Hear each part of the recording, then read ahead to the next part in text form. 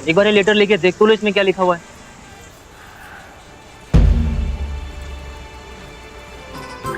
अरे रुक, पढ़ने तो दे, 1 मिनट। अरे अच्छा बता, कौन है ये मजनू? कृष्णा, पीछे कुछ है, चल देखते हैं। जी उस्ताद।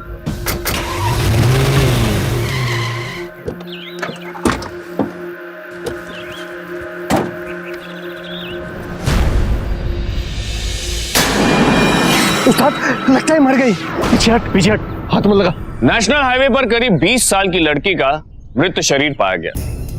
क्या उसका एक्सीडेंट हुआ था या फिर किसी ने ऐसा दिखाने के लिए उसकी हत्या के बाद उसे हाईवे पर छोड़ दिया था? सवाल कई थे, लेकिन इतना तो तय था कि उसकी मौत सामान्य नहीं थी, क्योंकि जिस हालत में वो मिली थी उसे देखकर साफ पता लगता था कि उसकी मौत से पहले उसे बहुत तकलीफ दी गई थी। जिस दिन हाईवे पर लाश मिली, उसके परिवार वालों ने उसी दिन सुबह उसके गुमशुदा होने की रिपोर्ट थाने में दर्ज करवाई थी। लिहाजा पुलिस ने अपनी तफ्तीश सबसे पहले उसके परिवार से शुरू की। क्या आप बता सकते हैं कि आपकी बहन रत्ना हाईवे तक अकेले कैसे पहुंची? पता नहीं सर, हमें तो बस इतना मालूम है कि 4 दिन पहले कॉलेज के लिए निकली थी, फिर वापस नहीं है। आपको यकीन है कि रत्ना ने आत्महत्या की? जी कुछ पता नहीं।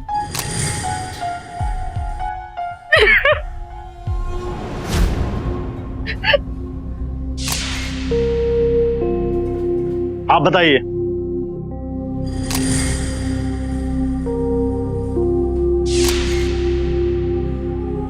आपको क्या लगता है कि रत्ना की लाश हाईवे पे कैसे मिली?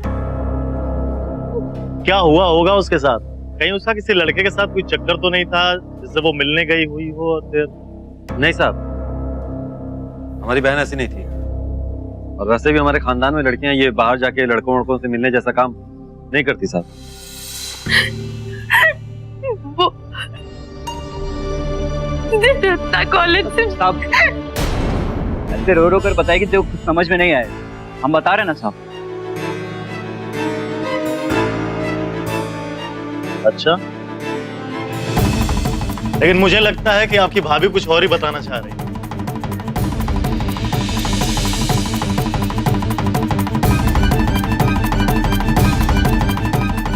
ए लक्ष्मी, बता देना साहब को जो हमें बताया था तूने। साहब ये बताना चाह रही है कि रत्ना उस दिन कॉलेज अकेले गई। पहले उसने कहा कि नहीं जाना, फिर अचानक से चली गई और उसने जाने भी दिया। मतलब ये कि 20 जून को आप में से कोई भी घर पे नहीं था और लक्ष्मी जी घर पे अकेली थी, इसीलिए रत्ना कॉलेज अकेले गई थी।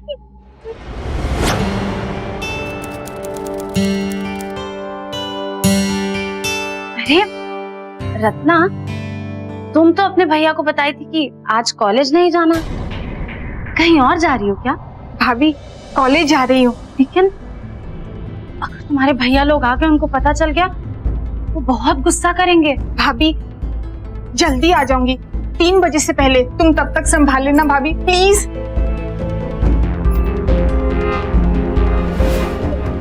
साहब, भाभी ने हमें बताया कि रत्ना जिद करके गई और शाम तक रत्ना वापस नहीं आई, तो चंद्रू ने और मैंने दोनों ने पूरे मोहल्ले में उसके कॉलेज जाकर हर जगह उसको ढूंढा। उसके दोस्तों से भी पूछा, पर किसी ने कुछ नहीं बताया, किसी को कुछ पता नहीं था। रत्ना की सबसे अच्छी सहेली कौन? सिद्धि। सिद्धि। सिद्धि, तुम और रत्ना दोनों कॉलेज में हमेशा साथ ही रहती थी ना? जी। 20 जून को क्या हुआ? रत्ना उस दिन कॉलेज नहीं आई थी, और आई भी होगी, मैंने उसको नहीं देखा था, क्योंकि उस दिन वो क्लास में आई ही नहीं थी। अच्छा, उसका कोई बॉयफ्रेंड था क्या? मतलब किसी लड़के के साथ उसका कोई चक्कर वक्कर था? चक्कर तो नहीं था सर, पर हाँ, एक लड़का था सूरज, जो उसको बहुत पसंद करता था।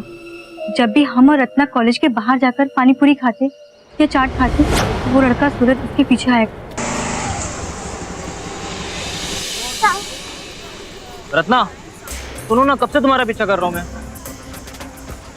एक बार एटलीस्ट ये लेटर तो ले लो, देख तो लो इसमें क्या लिखा हुआ है। सूरज मत आ मेरे पीछे, कहीं मेरे भाइयों ने देख लिया तो वो लोग तुझे बहुत मारेंगे। उनको ये सब बिल्कुल पसंद नहीं है। रुको रत्ना, तुम तो मुझे पसंद करती हो ना, सच्ची बता। एक बार ये लेटर लेके देख तो लो इसमें क्या लिखा हुआ है।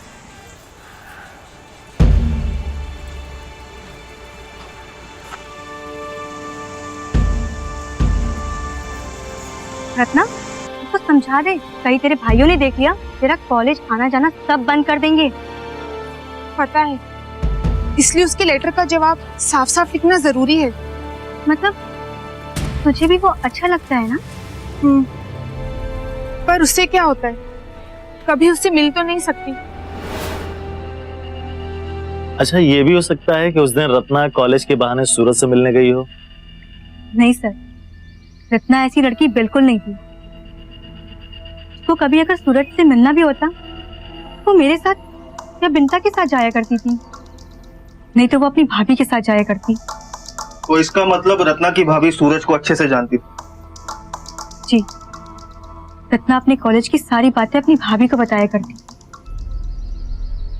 क्योंकि उन दोनों की अच्छी बनती थी। रत्ना की माँ भी नहीं थी और ना ही उसकी कोई बड़ी बहन थी, इसीलिए। तुम्हें लगता है कि रत्ना ने आत्महत्या की होगी और सूरज वाली बात को लेकर वो परेशान थी क्या? परेशान तो थी सर, क्योंकि उसके घर वाले उसकी शादी तय कर रहे थे।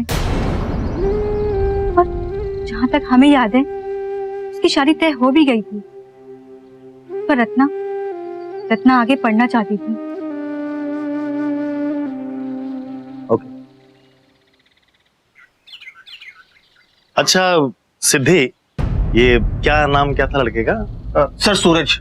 हाँ, सूरज कैसा लड़का था? क्या वो रत्ना को कोई नुकसान पहुंचा सकता था? उसके बारे में हमें नहीं पता कि हमारे कॉलेज में लड़कों का आना जाना बिल्कुल मना था। और सूरज ने रत्ना को कब देखा, कब उसे पसंद करने लगा, ये हम भी नहीं जानते। पर हाँ सर, रत्ना भी सूरज के बारे में ज्यादा नहीं जानती थी, सिर्फ इतना कि वो यहाँ पर डिप्लोमा कर रहा था। सिंह, ये जो बॉयफ्रेंड वाली नई बात सामने आई तो तुम एक काम करो, रत्ना के घर जाओ और उससे पूछताछ करो। सूरज को थाने बुलाओ, मुझे उससे कुछ बात करनी है। जी सर। बहू जरा प्याज तो काट कर लाना।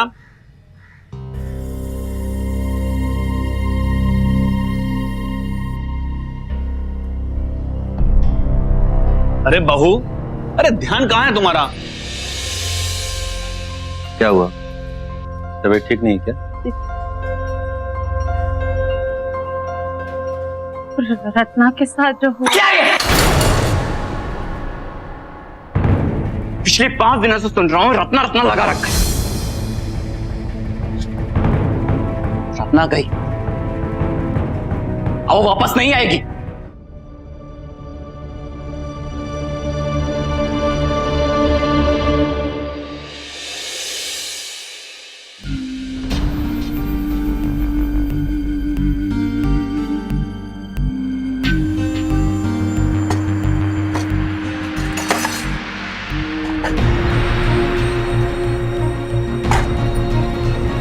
क्या रत्ना की किसी से शादी होने वाली थी?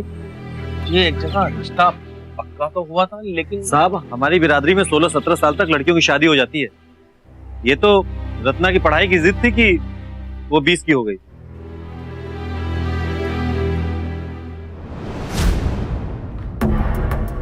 आप बताइए, क्या लगता है आपको, रत्ना ने किसी सूरज नाम के लड़के का जिक्र किया था कभी?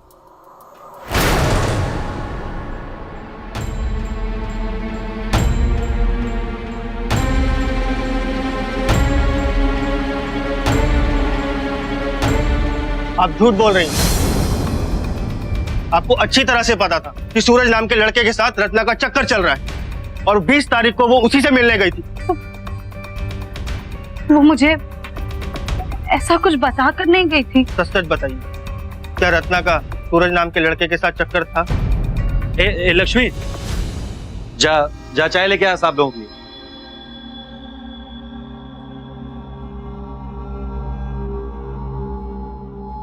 सर, रत्ना के कमरे में उनकी चीजों की तलाशी लेने पे ये 2 चिट्ठी मिली है, सुरेश की लिखी हुई, और ये वैलेंटाइन कार्ड।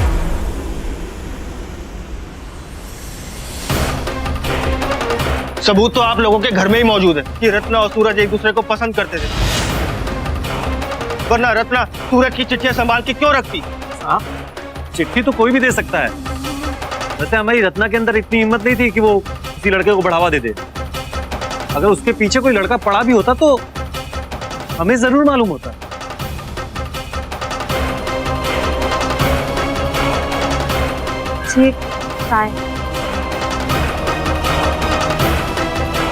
देखिए, कभी आपने रत्ना के पास ये चिट्ठी और कार्ड देखे थे?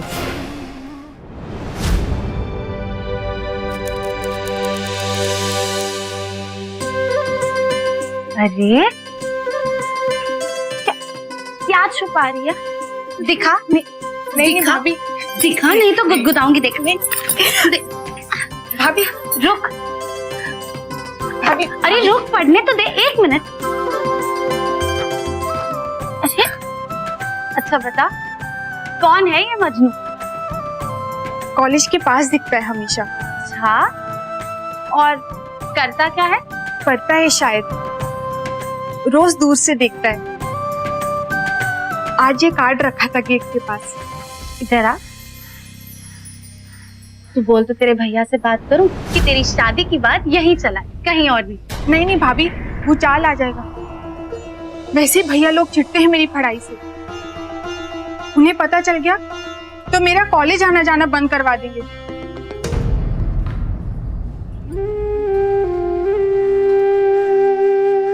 सूरज का क्या करेगी? करना क्या है, बस कार्ड देखकर खुश होती रहूंगी, और कुछ नहीं हो सकता। नहीं, मैं इन चिट्ठियों के बारे में कुछ नहीं जानती।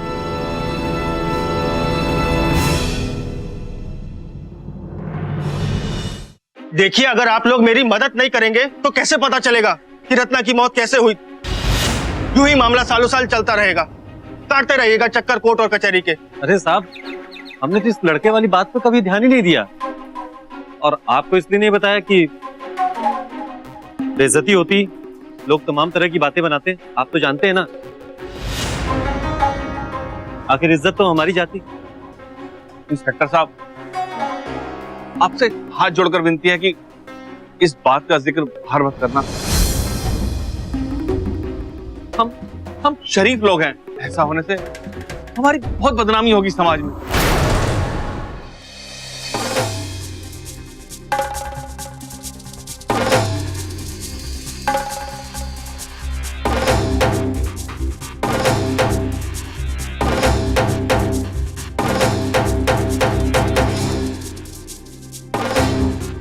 चंद्रू, बाबूजी को बस स्टैंड तक छोड़ कर आ।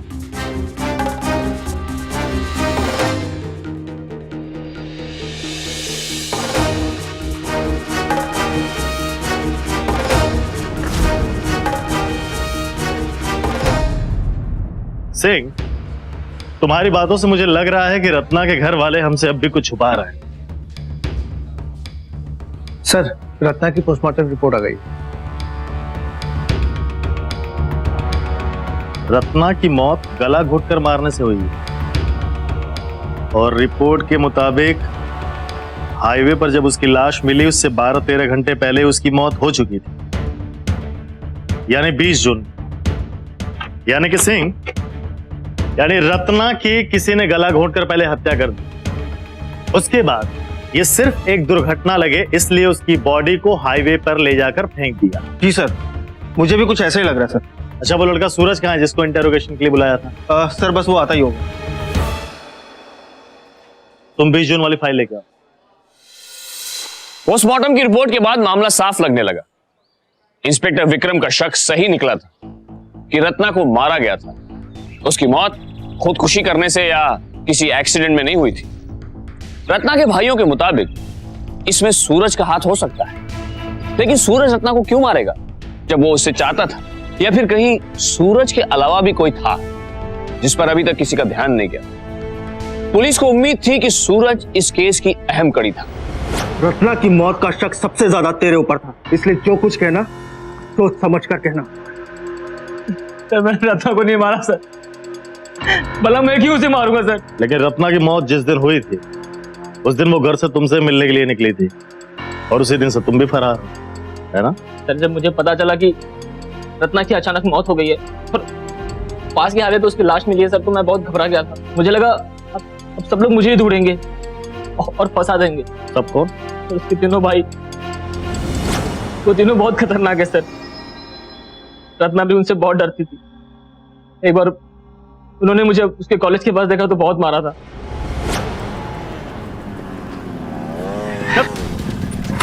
हमारी बहन से ऐसी की लड़ाएगा, हीरो बनता है। रत्ना के आसपास भी नजर आया ना, तेरी हड्डी नहीं बचेगी। और सुन, रत्ना इज्जतदार घर की लड़की है, उसकी शादी होने वाली है, उसके आसपास तेरा साया भी नजर आया ना तो फोड़ डालेंगे। और उसके बाद मैंने रत्ना को चिट्ठी लिखी थी कि कॉलेज के पास वाले बस स्टैंड पर मुझे मिलना। उस दिन 20 तारीख थी सर। सर मेरा प्लान था कि मैं रत्ना को लेकर जबलपुर चला जाऊंगा। अपने माँ पापा को मैं समझा लेता, लेकिन पता नहीं क्या अवस्था। रत्ना को चिट्ठी मिली भी या नहीं पता। मैं बस स्टैंड पर 1 बजे से वेट कर रहा था। मैंने 2 घंटा वेट किया सर उसका, पर वो नहीं है। फिर मैं कॉलेज गया, वहां भी नहीं दिखी सर। लेकिन इसका क्या सबूत है कि रत्ना तुम्हें पसंद करती थी? सर ये चिट्ठियां, इसमें लिखा है कि उसके घर वाले बहुत ही पुराने ख्याल के और उसके तीनों भाई बहुत ही खतरनाक। उसकी शादी कहीं तय हो गई थी सर, इसीलिए उसने मुझे कहा था कि मैं उससे भूल जाऊं।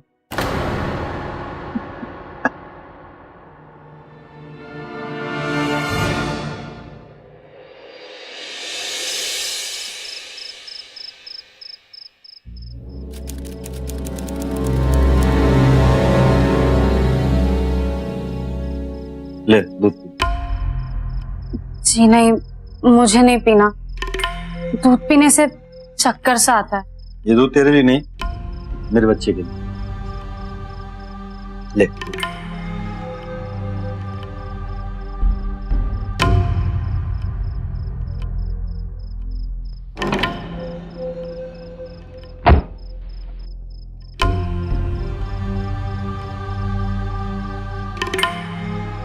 कृष्ण, मुझे बात करनी रत्ना के बारे में। मैं ये बात अब और अपने अंदर नहीं रख सकती हूँ। क्या? उस दिन रत्ना कॉलेज से घर आई थी और वो बहुत डरी हुई थी। तो फिर हमने ये बात पुलिस से क्यों छुपाई? देख लक्ष्मी, तेरी हालत खुद बहुत नाजुक है ना? इतना मस्त हो तू, अपने बच्चे के लिए बुरा है। रत्ना, जो हुआ उसके साथ एक तरह से ठीक ही हुआ, गलत रास्ते पे थी। कुछ ना कुछ तो होना ही था ना? नहीं कृष्णु, चंद्रू और भरत ने जो किया वो बहुत गलत है। लक्ष्मी देख, कान खोल के सुन ले तू। अगर इस तरह जनाने वाली हरकत की ना तूने तो घर में बहुत कलेश होगा। हम भाइयों के बीच फूट डालने की कोशिश की तो तुझे मैं अपने साथ रखने वाला नहीं। चलता हूं तेरे मैके, छोड़ आता हूं तुझे। उस दिन आराम से रह और अपने होने वाले बच्चे का भी ख्याल रख। एक बार जब देखो तब रत्ना रत्ना।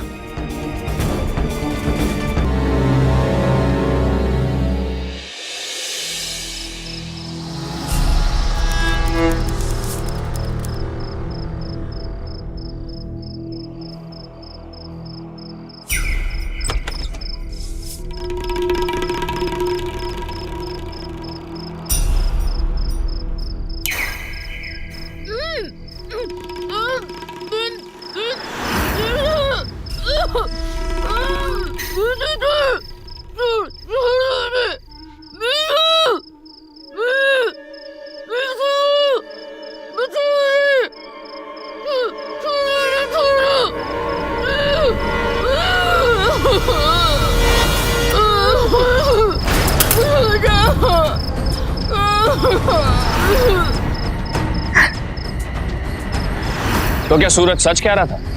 उसका रत्ना की मौत से कोई ताल्लुक नहीं था?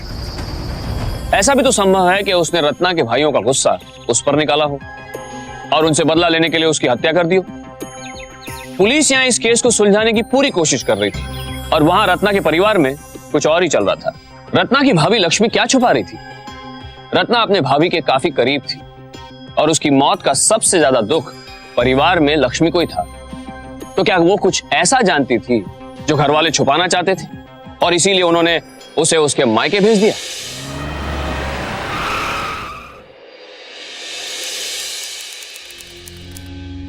कृष्णु ठीक ही तो कह रहा है।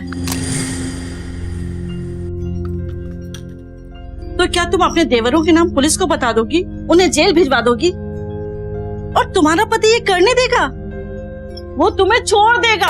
बेटा समझदारी इसी में है कि तुम अपना मुंह बंद रखो।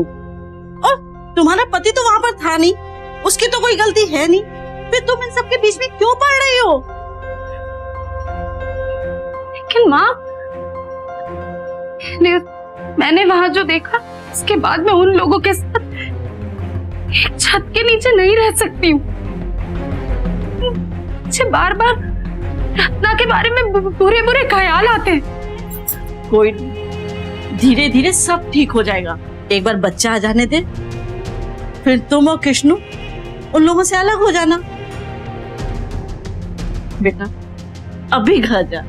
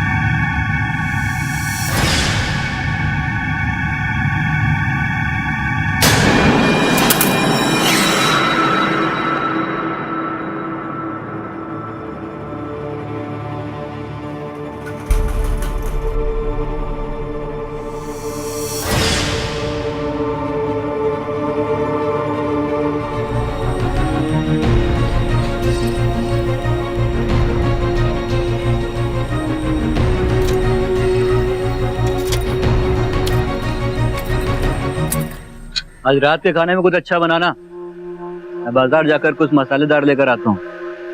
ये रोज रोज मातम का खाना खाकर हाथ ना बिगड़े, वो भी उस बेशर्म रत्ना का। मैं सब जानती हूँ, तुमने और भरत ने जो किया है मैंने सब कुछ देखा। उस रात तुम दोनों ने मिलकर रत्ना को मार डाला था। मैं चुप रहने वाली नहीं हूँ, सब कुछ बता दूंगी, पुलिस को भी और तुम्हारे भैया को भी। टक्कर करने की कोशिश की ना तो तेरा भी वही हाल होगा जो रत्ना का होगा, समझी? कृष्णु की धमकी मत दे, डरता नहीं मैं कृष्णु से। क्या बोल दो जो उससे जो बोलना है।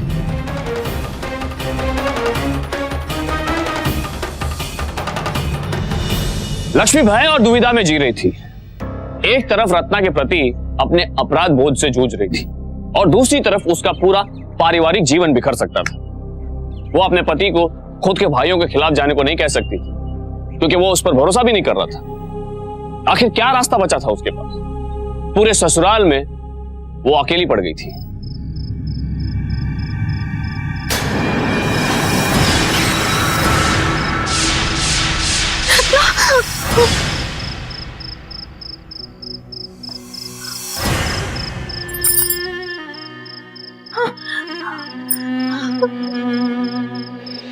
देखो भाई, तुम्हारी बीवी हमें धमकी दे रही है कि पुलिस में हमारा नाम दे देगी और तुम कुछ कर नहीं हो, शांति से बैठे हुए हो। मैंने उसे समझा दिया अच्छे तरीके से, कुछ नहीं बोलेगी वो। अरे कैसे नहीं बोलेगी भाई, उसने आज ही हमको धमकी दी है। अच्छा काका, वो छोड़ो, एक बात जान लो, तुम्हारी बीवी बहुत फिरफिरी है, उसका कोई भरोसा नहीं है। तुमको क्या है, ये तो बच जाएंगे, हैं? फंसेंगे हम।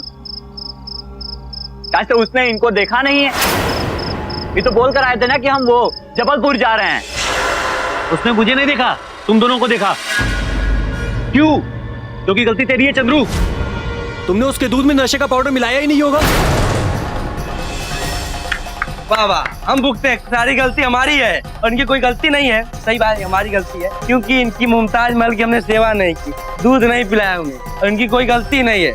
एक बंडल सा प्लान बनाए और अपने जबलपुर निकल लिए और अपनी बीवी को संभाल नहीं पा रहे। वाह, बहुत अच्छा भैया, बहुत अच्छा बात की है। एक बात बताइए, रामचरण सेठ से रत्ना के लिए पैसा लिया तुमने? हाँ। अरे छोड़ो, उसका शादी का बात पक्का किया तुमने और हमारी गलती बता रहे हैं। और रत्ना को घर से बाहर जाने दिया तुम्हारी बीवी ने उस लौंडे से मिलने के लिए। तो गलती किसकी? हमारी। सारी गलती आपकी।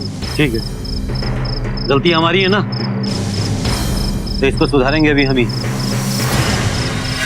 बस थोड़ा रुक जाओ, मेरा बच्चा आ जाने दो, फिर इस लक्ष्मी से भी निपट लेंगे। अरे कैसे निपट लेंगे भैया? कहीं वो पहले जाकर पुलिस के सामने मुंह खोल दी तब? मुंह तो तब खोलेगी ना जब यहां से बाहर निकलेगी। 24 घंटे उस पर नजर रखो।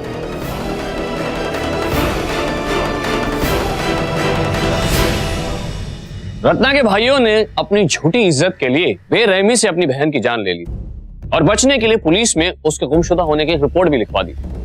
इससे साफ जाहिर होता है कि इनमें आपराधिक मानसिकता पहले से ही मौजूद थी, यानी क्रिमिनल टेंडेंसी। लक्ष्मी को लग रहा था कि उसका पति इसमें शामिल नहीं है, लेकिन अब उस पर क्या बीतने वाली थी?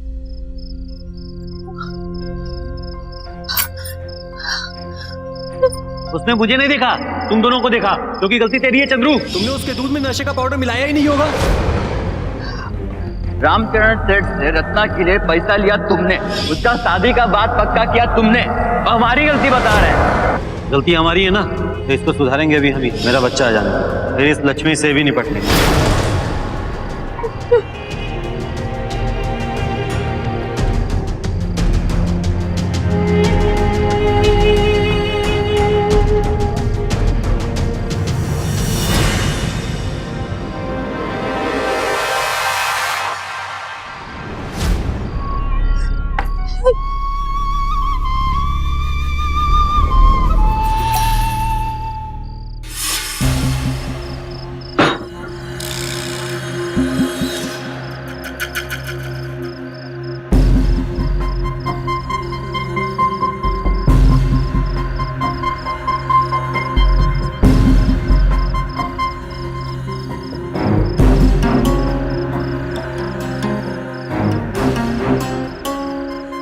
कैसे भी यहाँ से निकलना होगा, नहीं तो यही आदमी मुझे और मेरे बच्चे दोनों को मार डालेगा। इन सबसे खतरनाक तो यही है, पर मैं कहाँ जाऊँ, कहाँ छिप सकती हूँ इससे?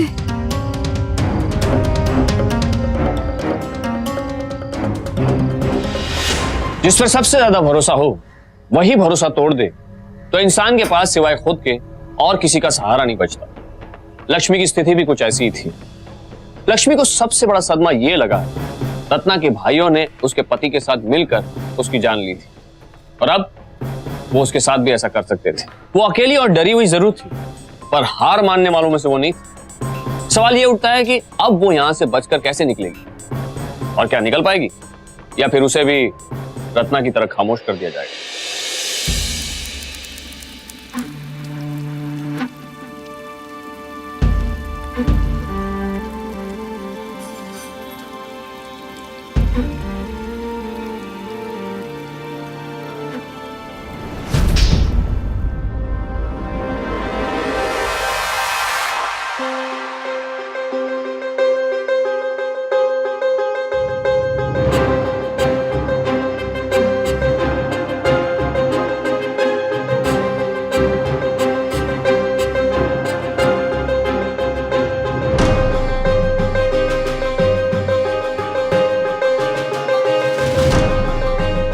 क्योंकि गलती तेरी है चंद्रू। तुमने उसके दूध में नशे का पाउडर मिलाया ही नहीं होगा।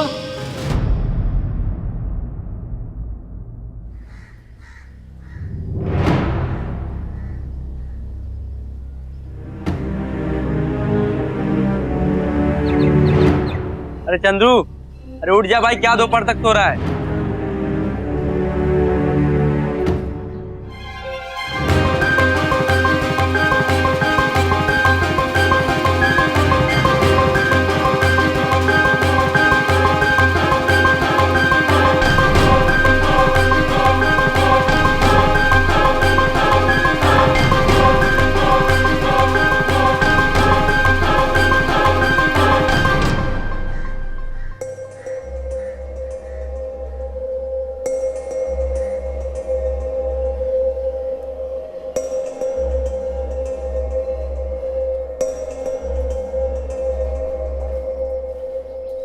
चंद्रू, ये चाय, नहाने का पानी गरमा दूं क्या? हाँ ठीक है, घुमा दो।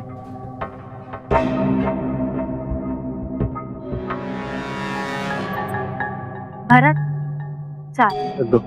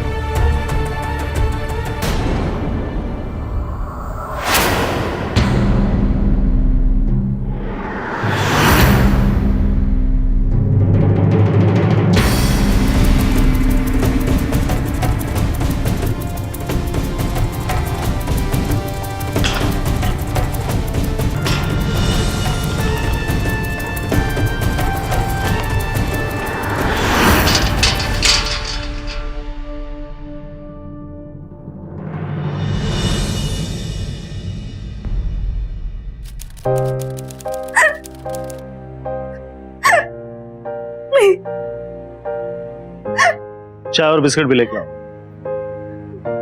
लीजिए, पानी पी लीजिए। आपको घबराने की बिल्कुल जरूरत नहीं है। आप यहाँ पे पूरी तरह से सुरक्षित हैं। पानी पी। आप बेझिझक होकर अपना बयान दीजिए, लेकिन उससे पहले आपको एक फॉर्म पे साइन करना होगा, या फिर आप अंगूठा भी लगा सकते हैं। लीजिए, उसके बाद हम आपका बयान रिकॉर्ड करेंगे। हमें पहले ही पता था कि आप हमसे कुछ बताना चाहती हैं, लेकिन छुपा रही हैं। अब बताइए, 20 जून की रात को क्या हुआ? उस रात मैं कमरे में अकेली थी। मेरे पति ने मुझसे कहा था कि वो जबलपुर जा रहे, अगले दिन लौटेंगे। रात में जब मैं पानी पीने के लिए जगी तो अब मैंने देखा कि आंगन की बत्ती जल रही। मैं बत्ती बुझा ही रही थी कि बगल वाले कमरे से दरवाजा खड़कने की आवाजें आई और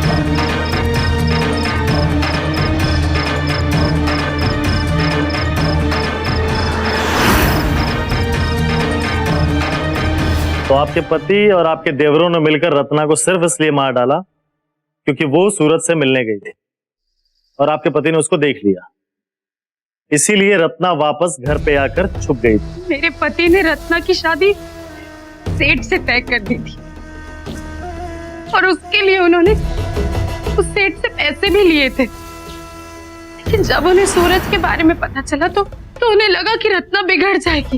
अगर वो सचमुच सूरज के साथ भाग गई तो पूरे परिवार की बदनामी होगी। मुझे लगा था मेरे पति सब में शामिल नहीं है और अगर उस रात में मैं उन तीनों की बातें नहीं सुनती, मुझे आज भी यही लग रहा होता और एक दिन शायद वो मुझे भी मार डाले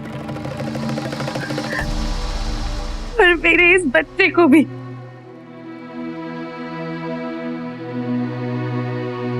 लेकिन वो भी सब में शामिल थे। लेकिन उस रात कमरे में भरत और चंद्रू के साथ वो ही थे। सिंह, सबको राउंड अप करो, मैं तुरंत निकलना। जी सर। शांति जी, आप इनको गाड़ी में लेकर आइए।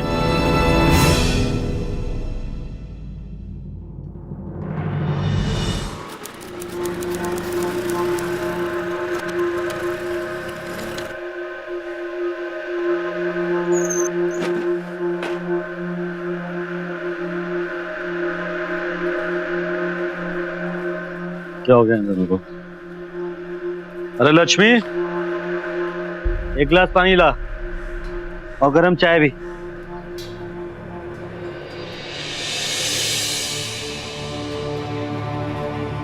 भरत, ऐसा सो रहा, उठना, कमरे में जाना। चंद्रू, उठ जा, शाम तक सोएगा क्या? नालायक, कोई काम नहीं।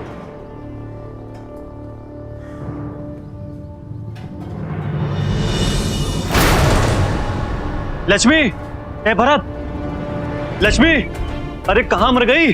कहां मर गई ये लक्ष्मी? लक्ष्मी, अरे लक्ष्मी, अरे चंद्रू, अरे चंद्रू, ए चंद्रू, भाभी कहां है तेरी? भाभी कहां है तेरी? अरे भाभी कहां है? ए भरत, भरत, अभी उठ, भाभी कहां है तेरी? क्या भाभी कहां है? अरे वो पानी गर्म कर रही है। अरे पानी गर्म करने नहीं गई बेवकूफ, अरे भाग गई, ताला तोड़ गए, गई पुलिस के पास हो। तुम दोनों घोड़े बेच के सो रहे हो। हाँ? इतनी चालाक निकले कि चाबी नहीं था। अब क्या करेंगे भैया? किसी भी वक्त पुलिस आ सकती है, जल्दी निकलना पड़ेगा यहाँ। लेकिन कहाँ? फिर निकले तो सही पहले। अरे यार वो गई फंसा के। भैया, अरे कहाँ जाएंगे भैया? क्या कर रहे हो? चलो चलो मेरे साथ, चलो। अरे पुलिस, भाग भाग।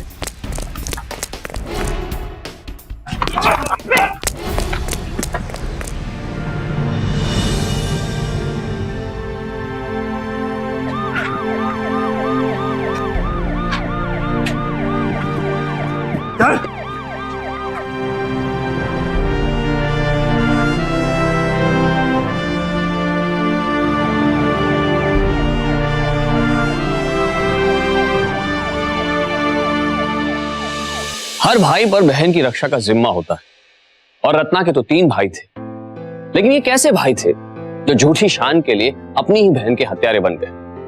और ये कैसी इज्जत थी जो बहन से बड़ी हो गई? किसी से प्यार करना क्या इतना गलत है कि उससे जीने का हक ही छीन लिया जाए, वो भी अपने ही परिवार के हाथों?